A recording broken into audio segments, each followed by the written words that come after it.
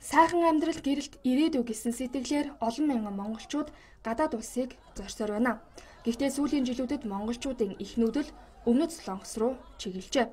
Тодорхойлбол дэлхийн 76 оронд 144 мянган монгол иргэн байгаагаас 36 мянган иргэн нь бүгд найрамдах Солонгос улсад ажиллаж амьдарч байгаа юм а.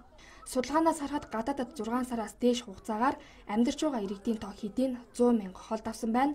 Гадаад улсад хөдөлмөрийн гэрээгээр ажиллаж байгаа иргэдийн хугацаа дуусхур болсон ч цаашид үргэлжлүүлэн ажиллаж виз сонголт хийлгэх иргэд олширчээ.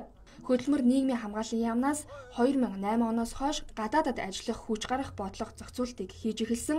Үүнтэй холбоотойгоор Монгол улсад 14 аж ахуй нэгж байгууллага гадаадад хөдөлмөр эрхлэхэд зуучлах тусгай зөвшөөрөлтөй ажиллаж байна.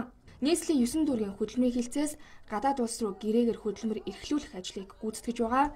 Тэгвэл өнөөдрөөс бүгд найрамдах Солонгос улсад ажиллах сонирхолтой иргэдийг бүртгэх бүртгэлийн ажил эхэлж байна. Бүгд найрамдах Солонгос улсад манай улсын иргэд хамгийн олон ажилладаг их судалгааг хөдөлмөрийн хилцээс мэдээлж байгаа.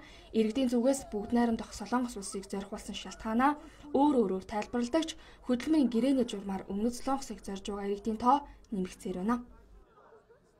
Зүгээр явж ажил яг залуу байгаа дээр явж ажил хийх юм. Энд чинь хурааж чадахгүй.